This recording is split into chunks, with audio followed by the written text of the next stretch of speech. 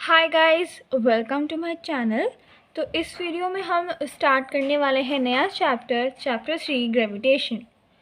तो और इस वीडियो में हम पढ़ेंगे ओनली अबाउट ग्रेविटेशन का पहला टॉपिक हम सारा कंप्लीट करेंगे इस वीडियो में, that is universal law of gravitation. ठीक है, तो सबसे पहले तो हम बात करते हैं कि ग्रेविटेशन क्या होता है। What is gravitation? तो हम सबको पता है ग्रेविटेशन का क्या मतलब होता है। अगर हमने कोई ऑब्जेक्ट जो है उसे ऊपर थ्रो करा है, ठीक है, सपोज ये ग्राउंड है हमारा, ठीक है, और ये हमारी बॉल है, इसको हमने ऊपर थ्रो किया है, तो ये नीचे आएगी, it will come down, will fall down. तो क्या चीज़ है जो इसे नीचे खींचेगी? That is gravity. यानी कि जो अर्थ है वो बॉल के ऊपर कोई ना कोई फोर्स लगा रही है, तभी तो वो बॉल नीचे आ रही है।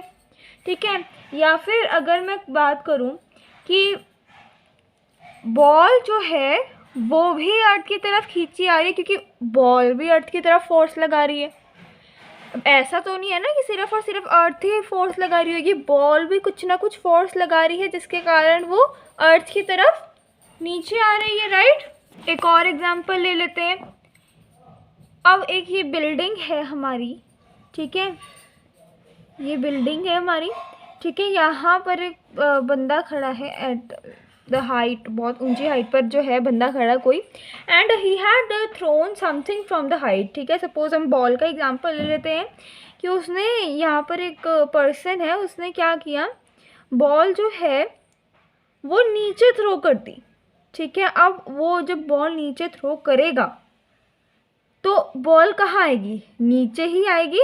ठीक है, क्यों आएगी? बिकॉज अर्थ जो है वो उस पर एक फोर्स लगा रही है और उसे खींच रही है अपनी तरफ, दैट इज़ वाई बॉल नीचे आएगी। अब ऐसा थोड़ी ना उसने यहाँ से बॉल छोड़ी और या तो बॉल वहीं रह गया, ऊपर जाने लगी, नहीं होगा ना ऐसा, वो नीचे आएगी। किस रीज़न से नीचे आएगी वो भी हमें पता है, ग्रेविटी के वजह से नीचे आएगी। तो जिस फोर्स से जो ऑब्जेक्ट है या अर्थ है, ये अर्थ है, ग्राउंड है, ये जिस फोर्स से जो है ऑब्जेक्ट को अपनी तरफ खींचता है, उस फोर्स को हम क्या कहते हैं? Gravitational force. ठीक है, उस फोर्स को हम क्या कहते हैं? Gravitational force. ठीक है, अब जो सर इसैक न्यूटन है वो क्या कहते हैं कि कोई भी दो ऑब्जेक्ट जो हैं, वो कोई भी दो ऑब्जेक्ट हो, वो एक दूसरे के ऊपर फोर्स लगाते हैं। ठीक है, यानी कि अगर ये पेन है और ये पेज है, तो ये पेन भी पेज की तरफ फोर्स लगा रहा है और ये पेज भी पेन की तरफ फोर्स लगा रही है। अगर ये मेरा हैंड है और ये पेज है, तो जो पेज है वो भी हैंड की तरफ फोर्स लगा रहा है और मेरा हैंड भी पेज की तरफ फोर्स लगा रहा है। बट अगर ये फोर्स लगा रहे हैं तो ये अट्रैक्ट क्यों नहीं हो रहे हैं एक दूसरे की तरफ? ऐसे इनको तो चिपक जाना चाहिए आपस में, बट ऐसा क्यों नहीं हो रहा है? सो इसके पीछे रीज़न भी है, क्यों कि जो ये दोनों फोर्स लगा रहे हैं एक दूसरे की तरफ, वो इतना स्ट्रांग नहीं है कि चीज़ उठकर एक दूसरे की तरफ आ जाए।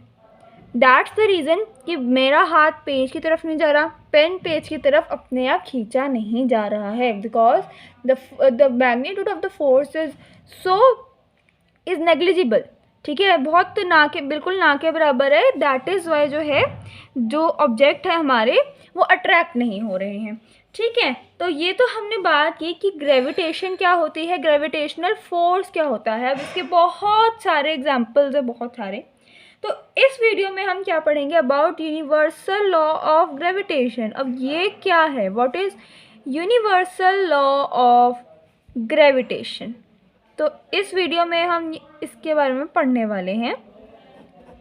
तो वैसे ये जो चैप्टर है ये बहुत ही छोटा है, इसमें मैक्स 3 to 4 टॉपिक्स भी नहीं है। ठीक है, 2 to 3 ही टॉपिक्स हैं। बहुत ही छोटा चैप्टर है और बहुत ही सिंपल चैप्टर है। बच्चों को प्रॉब्लम न्यूमेरिकल सॉल्व करने में आती है, otherwise chapter is very simple. ठीक है, तो अब हम चलते हैं अपने टॉपिक की तरफ। What is universal law of gravitation? Universal law of gravitation क्या है? तो यूनिवर्सल, अब नाम से समझते हैं। यूनिवर्सल मतलब यूनिवर्स। ठीक है, यूनिवर्सल का क्या मतलब हुआ? यूनिवर्स, लॉ यानी कि कानून,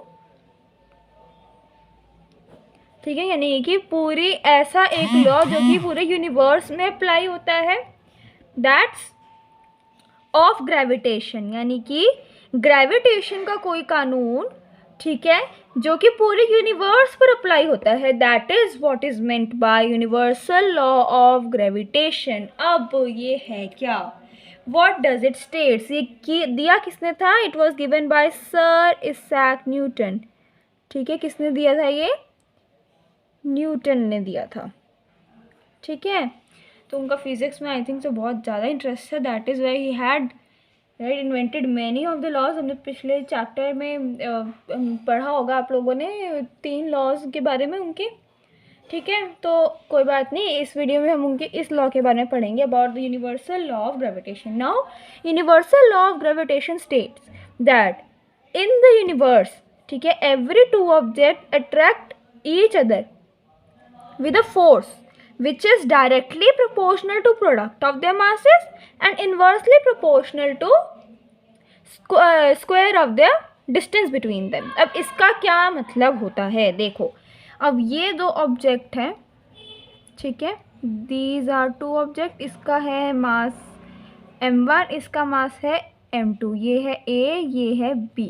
ठीक है, ये 2 बॉल्स हैं हमारी, इनके बीच के डिस्टेंस को, ये रेडियस हो गया, चलो इनके बीच की डिस्टेंस को हमने ले लिया r। तो अब हमारा यूनिवर्सल लॉ ऑफ ग्रेविटेशन क्या कहता है, दैट एवरी ऑब्जेक्ट, ये तो मैंने आपको पहले भी बताया था कि कोई भी 2 ऑब्जेक्ट जो होंगे यूनिवर्स में वो एक दूसरे को अट्रैक्ट करते हैं, राइट। अब कौन से फोर्स है वो बताएंगे आगे, with a force which is directly proportional to, is directly proportional to product of their masses, यानी कि इन दोनों मासेस का product, that is m1 and m2, and inversely proportional to square of the distance between them. Inversely यानी कि अभी ये भी समझाते हैं, स्क्वायर ऑफ डिस्टेंस यानी कि r का स्क्वायर, इसको मैं f लिख देती हूँ यहाँ पर। ठीक है, तो ये 2 रिलेशंस हमें मिलते हैं इसकी डेफिनेशन से। अब डायरेक्टली और इन्वर्सली प्रोपोर्शनल का मतलब क्या होता है, डायरेक्टली प्रोपोर्शनल का मतलब होगा कि जो अगर ये जो है ये बढ़ रहा है तो ये भी बढ़ेगा। इफ अगर दोनों के मास ज़्यादा होंगे तो दोनों के बीच का फोर्स भी ज़्यादा होगा। अगर दोनों के बीच में और ये तो हो गया डायरेक्टली प्रोपोर्शनल। इन्वर्सली प्रोपोर्शनल का क्या मतलब होगा कि अगर दोनों के बीच में डिस्टेंस जितना ज़्यादा होगा उतना ही फोर्स कम होगा, यानी कि अगर ये ज़्यादा है तो ये कम होगा, और अगर ये कम है तो ये ज़्यादा होगा। अगर जितना डिस्टेंस इन दोनों के बीच में कम होगा उतना ही ज़्यादा फोर्स होगा। That means that is what is meant by directly proportional and inversely proportional। ठीक है, तो अब न्यूटन जी क्या कहते हैं, that every object in the universe attracts every other object with a force which is directly proportional to product of their masses and inversely proportional to square of distance between them। ठीक है, इतना समझ में आया, चलो ठीक है। अब हम करते हैं इसकी डेरिवेशन। अब देखो, यहीं से डेरिवेशन करेंगे, लेफ्ट हैंड साइड हमारी सेम होगी ना, directly proportional inversely proportional, left hand side same है, तो इसको मैं अब डायरेक्टली मतलब प्रोपोर्शनल टू m1 m2 अब 1/r², यानी कि दैट। समझ में आया ना ये। अब मुझे प्रोपोर्शनल का साइन हटाने के लिए एक कांस्टेंट लगाना होगा, दैट विल बी व्हाट, मैं लगा देती हूँ capital G, m1 m2 upon r²। अब अगर आपको प्रोपोर्शनल के साइन को इक्वल टू में चेंज करना है तो उसके लिए हमें एक कांस्टेंट लगाना ज़रूरी है। अब हमने कांस्टेंट तो लगा दिया, अब इस कांस्टेंट की इम्पोर्टेंस क्या है, वैल्यू क्या है, वो समझते हैं। इसको हम कहते हैं यूनिवर्सल कांस्टेंट।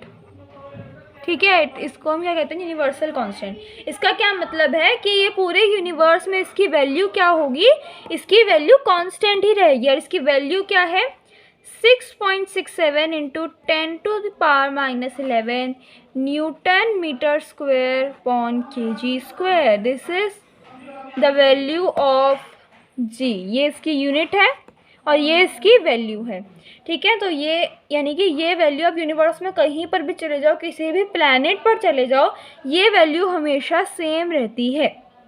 समझ में आया?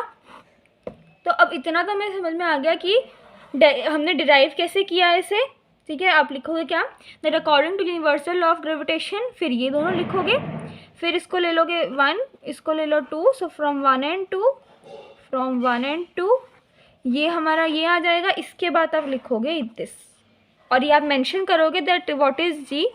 जी क्या है, यूनिवर्सल यूनिवर्सल कांस्टेंट है, ठीक है। This you have to mention, it is very important to mention, ठीक है। इसको आप लिखो यूनिवर्सल ग्रेविटेशनल कांस्टेंट, ठीक है, मैं भूल गई, सॉरी। यूनिवर्सल ग्रेविटेशनल कांस्टेंट लिखेंगे आप इसे, ठीक है। तो ये हमारी हर जगह फिक्स रहती है। अब हम समझते हैं कि इसको अगर हमें कैलकुलेट, इसके मतलब इस पे बेस्ड न्यूमेरिकल जब हम थोड़े से पढ़ते हैं, या फिर अब देखो एक सेकेंड, सबसे पहले हम एक चीज़ थोड़ी सी इम्पोर्टेंट समझ लेते हैं, क्या कि अगर हमने पढ़ा कि अगर यूनिवर्स में कोई भी दो ऑब्जेक्ट हैं वो एक दूसरे को अट्रैक्ट करते हैं, तो अगर ये प्लैनेट है हमारा, लेट्स सपोज इट बी अर्थ, और ये है हमारा मून, या इसको या फिर आप सन ले सकते हो, ठीक है। ये मैं सन यहाँ बना देती हूँ।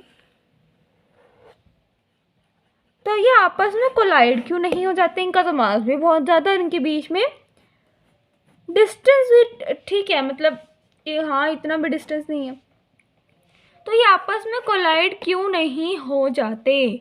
So the reason behind this is centripetal force. अब ये आती है हमारी एक नई टर्म कि सेंट्रीपिटल फोर्स क्या होता है। मून अर्थ के अराउंड जो है रिवॉल्व करता है, ठीक है, मून जो है वो अर्थ के अराउंड रिवॉल्व करता है। अब अगर ये एक दूसरे को अट्रैक्ट करते हैं तो ये कोलाइड हो जाने चाहिए, पर नहीं होते। क्यों? क्योंकि जो अर्थ है वो मून को एक ऑर्बिट में रखता है इस फोर्स से। ये एक ऐसा फोर्स है जिससे जो मून है वो अर्थ के अराउंड जो है वो रिवॉल्व कर पाती है, बिकॉज ऑफ दिस फोर्स।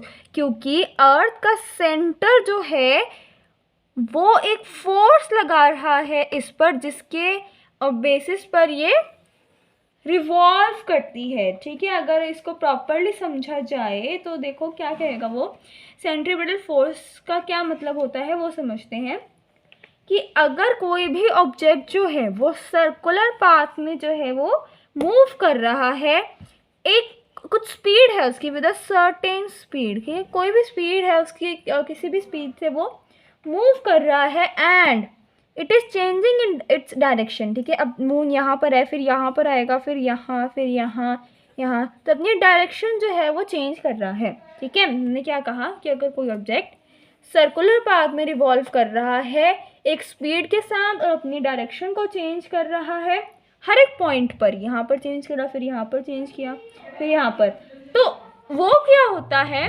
कि जिस फोर्स से अर्थ जो है वो मून को अट्रैक्ट कर रही है, तो उससे क्या हो रहा है, उस फोर्स से जो मून है वो इसके अराउंड घूम रहा है, ठीक है। यानी कि जो फोर्स अर्थ दे रही है इसे अपनी तरफ अट्रैक्ट होने के लिए, उससे क्या हो रहा है, मून जो है वो रिवॉल्व कर पा रहा है, एक तरह से ही उल्टा काम हो रहा है, ठीक है। कि अर्थ जो है वो अब खींच तो अपनी तरफ रही है, बट हो क्या रहा है, रिजल्ट क्या आ रहा है कि वो रिवॉल्व कर रही है। क्यों?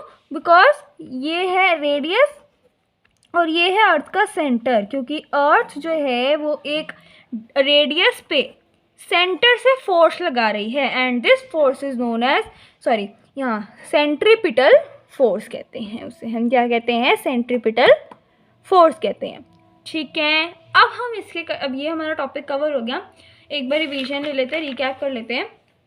हमने सबसे पहले समझा है कि ग्रेविटी क्या होती है, कि अगर कोई ऑब्जेक्ट जो है वो ग्राउंड पर आता है तो कौन से किसके कारण आता है, ग्रेविटी के कारण आता है, और जिस फोर्स से अट्रैक्ट कर रही है ग्राउंड या अर्थ, उससे हम ग्रेविटेशनल फोर्स कहते हैं। फिर यूनिवर्सल लॉ ऑफ ग्रेविटेशन क्या होता है, दिया सर इसैक न्यूटन ने था। वो क्या कहते हैं कि यूनिवर्स में हर एक ऑब्जेक्ट दूसरा ऑब्जेक्ट पर फोर्स लगाता है with which is directly proportional to product of their masses and inversely proportional to the square of distance between them. वहाँ से हमने ये वैल्यू निकाली और इसकी जी की वैल्यू क्या होगी ये, और इसका नाम क्या है, यूनिवर्सल ग्रेविटेशनल कांस्टेंट, यानी कि यूनिवर्स में इसकी वैल्यू हमेशा कांस्टेंट रहती है। फिर हमने कहा कि अगर ऐसा है तो सारे प्लैनेट्स को कोलाइड हो जाना चाहिए था, हर एक ऑब्जेक्ट को कोलाइड हो जाना चाहिए था।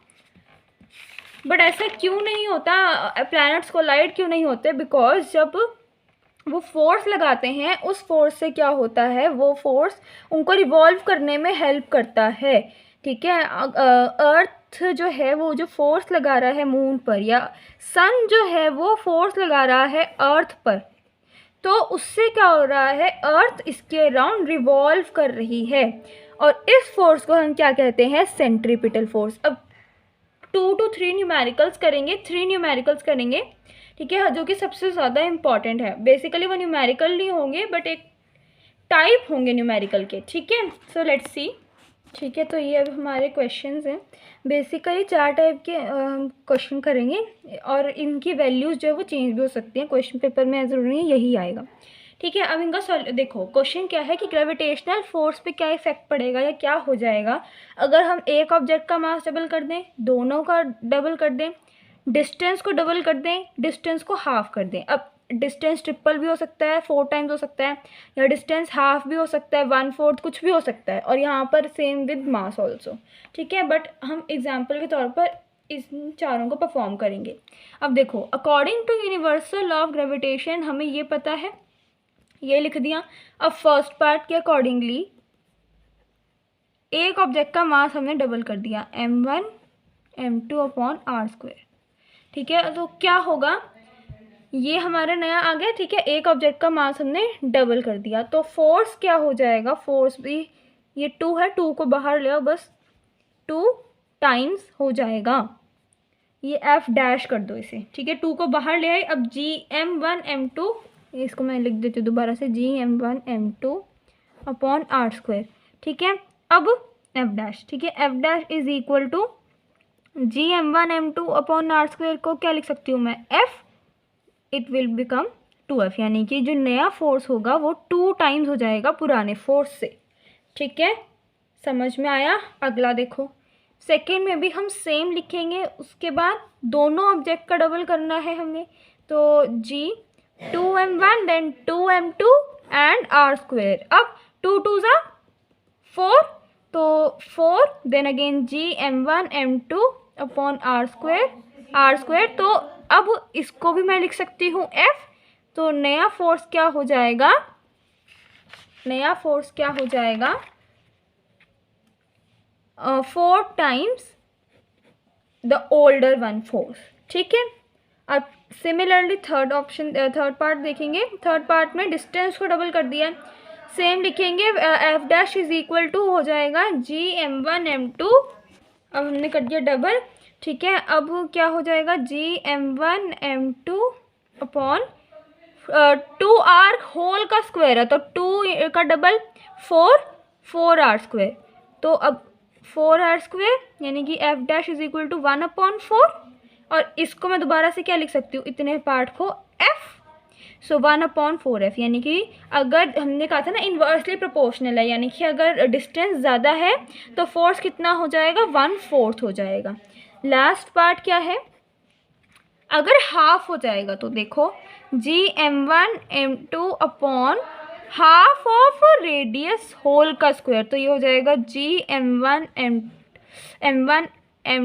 m2 अपॉन 1/4, 1/2 का डबल क्या, 1/4r²। अब और डिवाइड के नीचे दोबारा डिवाइड है ना, तो 4 ऊपर चला जाएगा, तो ये मैं यहाँ कर देती हूँ। ठीक है, तो ये क्या हो जाएगा, f dash is equal to, ये 4 ऊपर चला गया, दैट मीन्स 4, और इस पुराने को मैं दोबारा से क्या लिख सकती हूँ, f। तो अगर जो है इन्वर्सली प्रोपोर्शनल है ना, तो अगर फोर्स डिस्टेंस जो है वो हाफ हो जाता है तो फोर्स 4 टाइम्स हो जाएगा, और अगर डबल हो जाता है तो 1/4 हो जाएगा। ठीक है जी, समझ में आया आपको कि मैंने क्या किया? तो ये हमारे बहुत इंपॉर्टेंट न्यूमेरिकल्स हैं। ये चार मैंने आपको बार बार कह रही हूँ, उनकी वैल्यूज़ चेंज हो सकती हैं। हाफ का 2 टाइम, 3 टाइम, 4 टाइम कुछ भी हो सकता है। अब पर आपको मेथड पता होना चाहिए क्या करना है। बहुत सिंपल था ये। इसके थोड़े से एक से दो न्यूमेरिकल हम अगली वीडियो में पढ़ेंगे, एंड अगली वीडियो में हम और भी नए टॉपिक पढ़ेंगे। व्हाट इज़ ग्रेविटी और ग्रेविटेशनल फोर्स, यानी कि कैपिटल जी और स्मॉल जी में क्या डिफरेंस है, and many more. So to watch all that, stay tuned and like, share, subscribe, and thanks for watching.